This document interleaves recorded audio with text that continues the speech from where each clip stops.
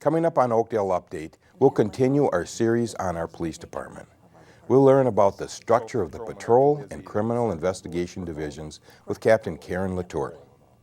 We'll also get a preview of the OBPA Community Picnic and Summerfest. And we'll visit a new business in the city. Stay tuned. Oakdale Update is straight ahead.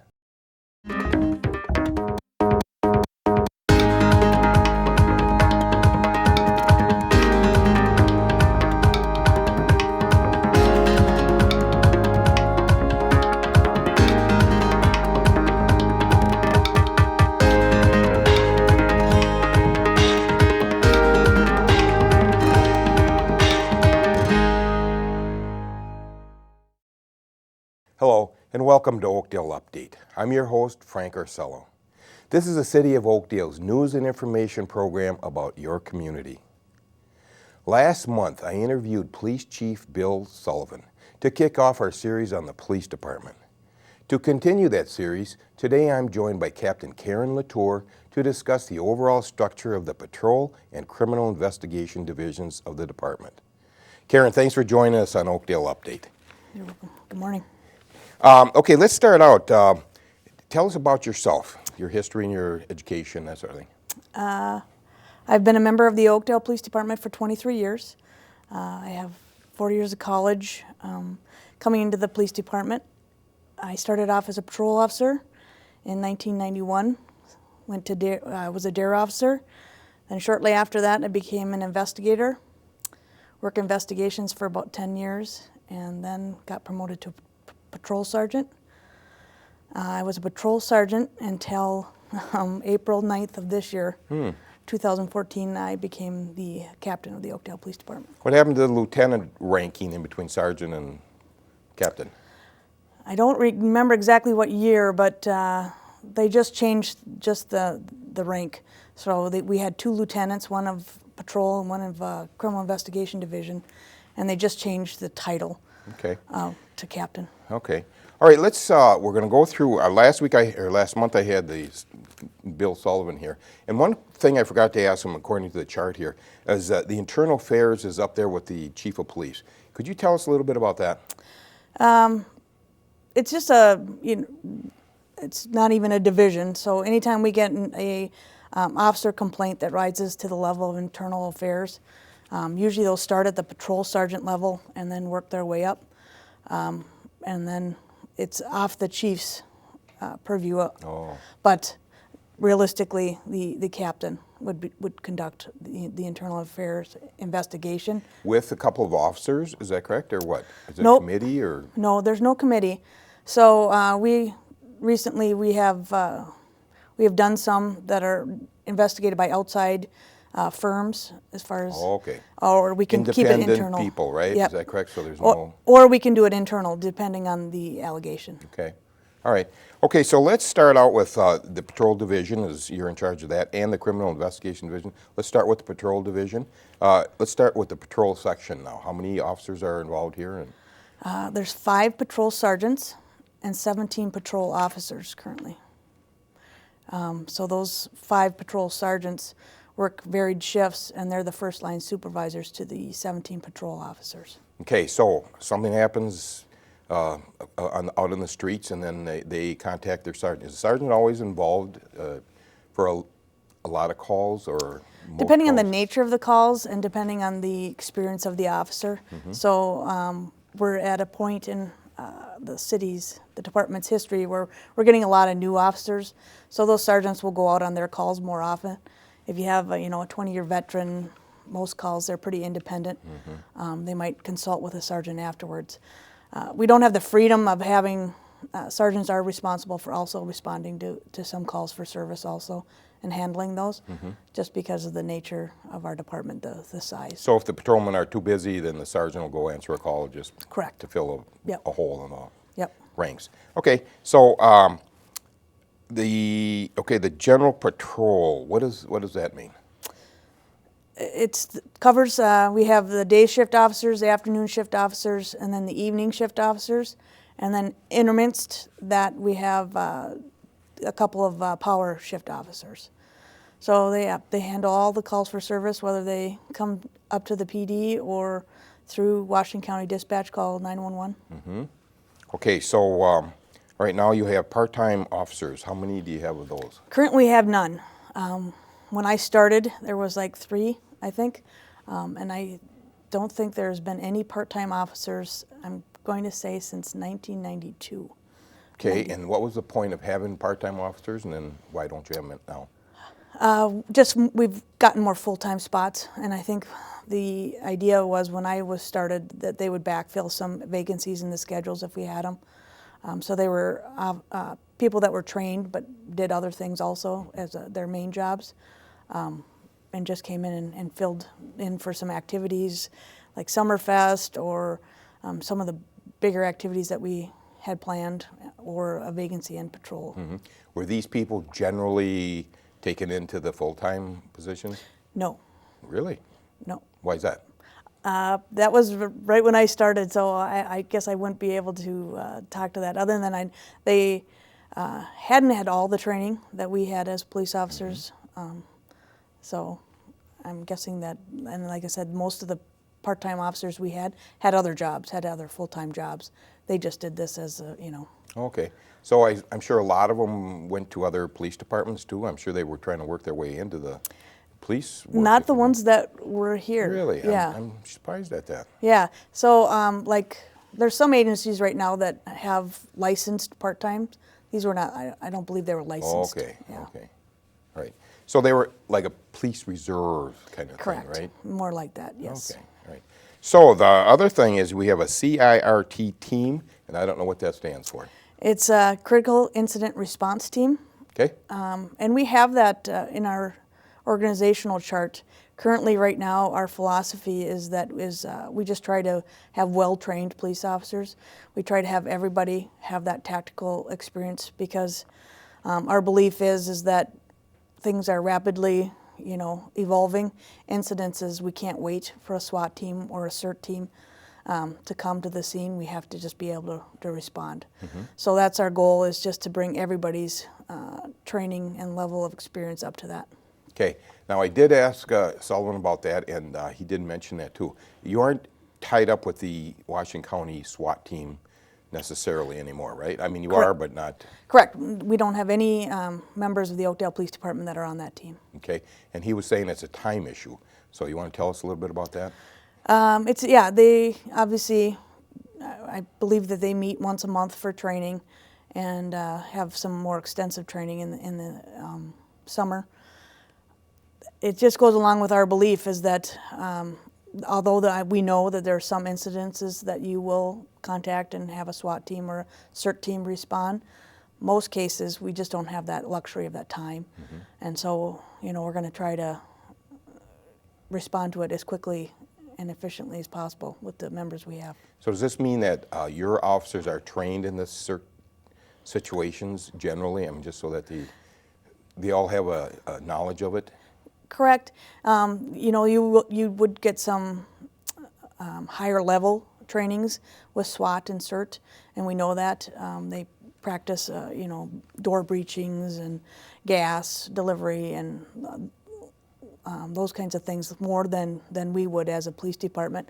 Ours is just the tactical emergency response, just like for an active shooter kind of thing. We know that we can't wait on those situations, and how to respond to those tactically to, preserve life and just handle them safely as we can. So speaking of Washington County, what is your relationship with them in terms of law enforcement as general? How do you hook up with the sheriff's office, I guess? Well, obviously the sheriff came from our agencies, Yes, so that Bill helps. Hutton, yes. Yeah, helps a lot. It's just we're part of the county. We work well with them. They're our dispatch. They are our dispatch center. So it's just not an issue. It's just the major incidences that we have a little different philosophy on as far as that emergency immediate response. Okay. Okay, let's go to the community affairs officer. That is under the patrol division. So what's that all about? The community affairs officer, she's kind of, it's Michelle Stark, and she's kind of our collection agency. She is multiple hats at our department. So if we had a major incident, she is our media person. She is the one that reviews reports for release to our multi-housing agencies. She handles all our crime-free multi-housing projects, as well as neighborhood watch programs. She's also in charge of the Explorer programs and our CSOs. What's the Explorer program? What's that about? It's a program for youth, and they meet all year, and they're trained on incidences. And most of the youth that join the Explorers are interested in a career in law enforcement. Some are just kind of think it's interesting, think it's a civic thing to do, and kind of just put their feelers out. But a large majority of them actually are going into some kind of law enforcement program. So we train them in crime scenes, interviewing, domestics. They have some competitions throughout the years, first aid, things like that, and they participate in competitions, and our Explorers has done pretty well. Good, that's good. Now, community service officers, what is that? They're CSOs. There's our animal control officers. They also do some code enforcement for us as far as like parking, any of our animal ordinances. They kind of do just some general running around for the police department, errands, anything that we'd need outside the city. Those kind Now, of are things. these regular policemen, or are they? No, they're not licensed officers. So we have one full-time community service officer that works Monday through Thursday, and then we have two. We have one other part-time, and then we have an additional part-time that we're trying to fill right now. What, you would keep mentioning licensed officers. What does that mean? Licensed by the state post as Peace Officer Standards and Trainings. That's the licensing agency for the state of Minnesota. So we have certain requirements that you have to meet prior to becoming a police officer, and then once you meet those, you're eligible to be licensed. And then once you get your job with an actual police department, that's when you get licensed. Okay, does that mean you have to have a 4-year degree in criminal justice, or? Currently in the state of Minnesota, we're still operating under the 2 years associate degree. But yes, they do require a education, a minimum 2-year education. Minimum 2 years, and then the extra training that goes with it, right? Yep. So like if you go to an Alex, they have that as part of their curriculum. If you go to most associate degrees, you have to go to a skills program outside of that. Okay. All right, now, so let's get over into the criminal investigation division. Sure. How many years, now you're in charge of that too, right? Correct. Okay, so how many officers do you have in that division? There's one sergeant of investigation, 3 full-time investigators, and then 1 investigator assigned to the DEA task force. Now, these investigators, they're full-time policemen. Yep. And this is all they do, is that correct? Correct. All right, are they busy enough? Is there enough stuff happening in Oakdale, I guess, to warrant 3 full-time investigators? Sure. They do all the child abuse, sex assaults. They do like all the burglary, any kind of Part 1 crime. And then, of course, we have the person that's assigned to the DEA task force. So they do all arson investigations, all the major crimes against person, major crimes against property like burglaries with high dollar value, residential burglaries. So yeah, they're busy. So basically, they're policemen who are a little more skilled in investigation. Correct. We send them to training, so they're highly trained than the average patrol officer. All right. So I guess that was my question. Are they busy? Are they very busy in Oakdale? Is there that much stuff going on? It's just like everything else. We have times where we're incredibly busy, and then slower times where they'll catch up or do more pattern crimes, try to link crimes together. Investigations has changed so much with the sharing of information between agencies. So that's a big part of what they do too, is sharing intelligence information. attending meetings with other agencies to help try to solve our crimes as well as other agencies. That sounds good. So you'll meet with Lake Elmo and Woodbury Police and North St. Paul Police and that sort of thing? Correct, yep. You see a trend? Yeah, and they have those meetings pre-set up, so it's not even like we have to wait till an incident happens. It's a monthly meeting, and they just share intelligence information and try to solve those crimes. Okay. Now, you said that there's investigation aides. What is that? What are they? Who are they? So I guess an investigative aide for us is our properties officer. So she's in charge of all the property that we book in and the property room in itself. Obviously, there's limited access to the property room to ensure the integrity of the evidence. And she's in charge of all that, how it gets booked in, the audits. We do periodic audits for it, getting it prepared for court, the chain of custody for all that evidence. Mm-hmm. So how does the county attorney fit into this? Or I understand we have our own attorney. We have a city attorney who prosecutes all misdemeanors and gross misdemeanors for us. And then anything that's a felony, and then certain gross misdemeanors like the child abuse, child neglect ones, will go to the county attorney's office. Okay. Is our attorney, is he the same attorney that takes care of like council meeting and then legal things there? Or is he strictly? No, there's a city attorney, and then there, who handles all that stuff for the city.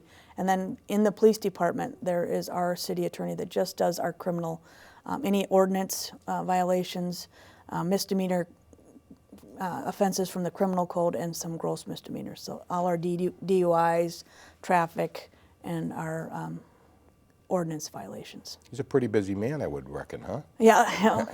Really? Okay. So, all right, now we have narcotics. Let's talk about that. That's probably a pretty big, that's a full-time officer that's involved in DEA, right? Yep, correct. He's part of the DEA task force, and all that simply means is that he goes down and he meets down there every day as far as the DEA and works cases that come into their office. He also works our cases. So sometimes he'll be working cases that don't involve Oakdale, but if we have an issue or our drug tips that come in, we send them to him, and then he'll work our cases also.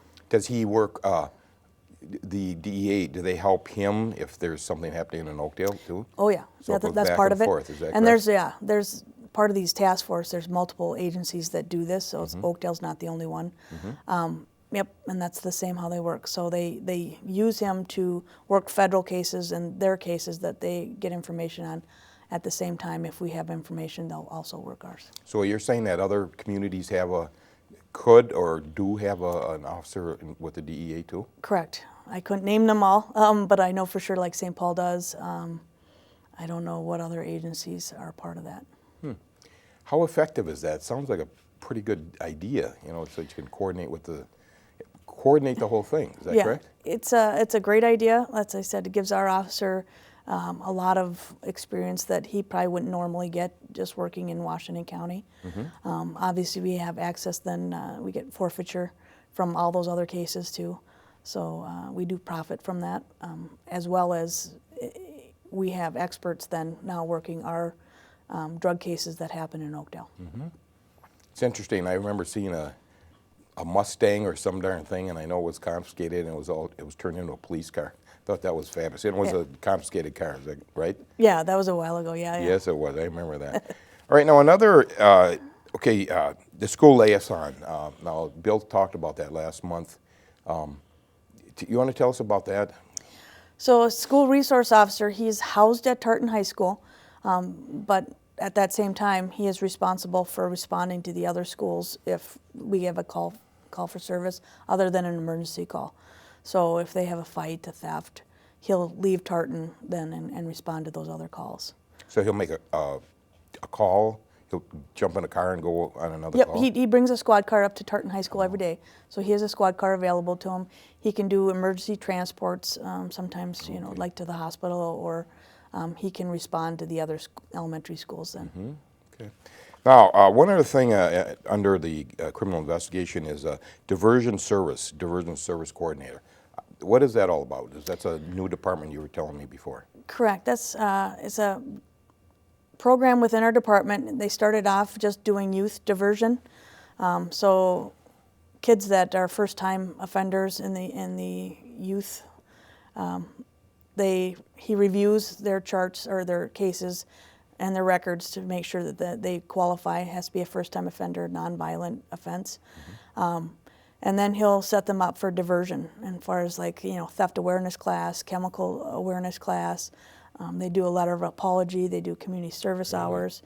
And what it is just to say, as youth, they make mistakes, and to say, let's just get them on the right track and divert them from court services if they don't need to go. How successful has it been? Statistically, I don't know the exact numbers. I think it's a great program. I think that's what we need to do with our youth for those first-time status kind of offenses. We started it now for the adults, so it's kind of the same criteria. They can't have an extensive criminal history and qualify for this, and they have to be the low-level property offenses. Oh, okay. Well, you know what? I think we've covered all the sections here, but before I let you go, I understand that Mike Grill, Captain Mike Grill, is going to be retiring after 35 years. Correct. You want to give us a little background on Mike? My one saying is that as a police department, I think we've done really well to train people that if one of us leaves, somebody just takes that spot and does those duties. And my personal opinion is he's going to be the one that we truly miss, because throughout the 23 years I've known him, he's the guy that wears all the different hats. We've really counted on him not only to do licensed police officer duties, as far as he was a lieutenant when I started 23 years ago, now as a captain, but he does our IT stuff, he does, repair squads, he does. Oh, really? Yeah, he's just a guy that does everything, so we're he's going to be hard to replace, I would reckon, huh? Yes. That's too bad. That's too bad, but I suppose life goes on, doesn't it? Yeah, I'm excited for him. Okay. Well, I want to thank you for joining us today. I think we covered about everything, and I want to appreciate your time. Thank you. It's now time for our Defining Development segment. Each month, we profile a different business in our community. Here's this month's business. I want to thank everyone for coming today and joining us celebrate the opening of the Quick Trip in Oakdale.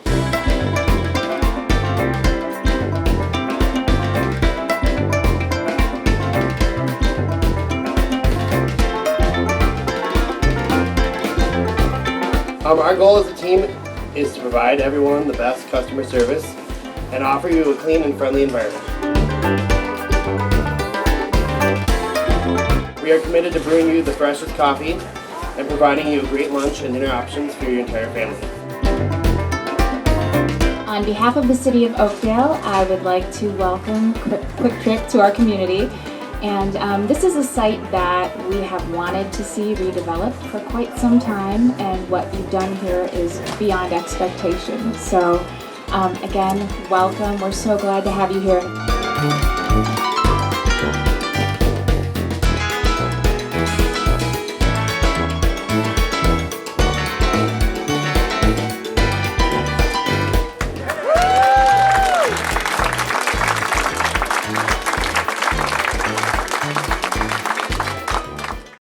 It's almost time for a short break, but first, here's our trivia question. The Oakdale Farmers Market is scheduled to start on Wednesday, June 11th in the City Hall East parking lot at 1584 Hadley Avenue North. The Oakdale Farmers Market serves as a venue for consumers to purchase locally grown products that promote healthy lifestyles while sustaining local agriculture. Our trivia question is, what was the first year for this event? Was it 2006, 2008, or 2010? We'll have the answer later in the show. It's time for a short break. Don't go anywhere. We'll be right back with more of Oakdale Update in just a minute.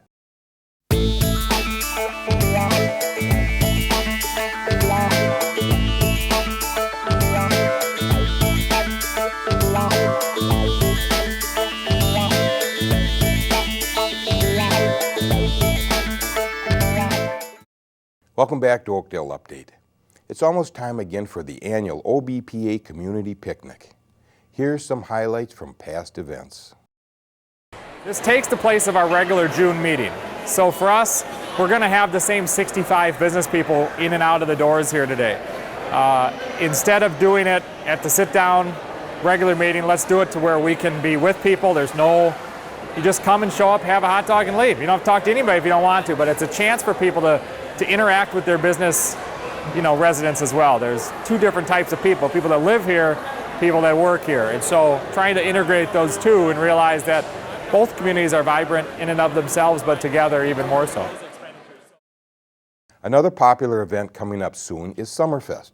It starts on June 19th with the annual parade and runs through June 22nd. This year's theme is Oakdale Fire, 50 years.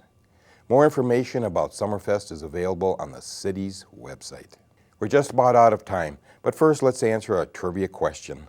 We asked you, what was the first year for the Oakdale Farmers Market? The correct answer is 2008. Individuals can purchase Minnesota-grown produce and more each Wednesday from 2 to 6 p.m. through the first part of October. It's a great place to pick up a variety of fresh fruits and vegetables, a bouquet of flowers, a loaf of bread, dessert, and more. In addition, each week, visitors have a chance to register for a gift basket giveaway and learn a variety of interesting things at the community booth.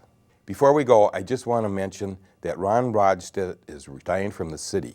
Ron has been with the city for a long time in a variety of roles, including broadcast and communication. He's also been the executive producer of Oakdale Update since it started, and we're so thankful for everything he's done for this show. We'll miss you, Ron, and we wish you the best in your retirement. That's all we have time for. For everyone at the City of Oakdale, thanks for watching.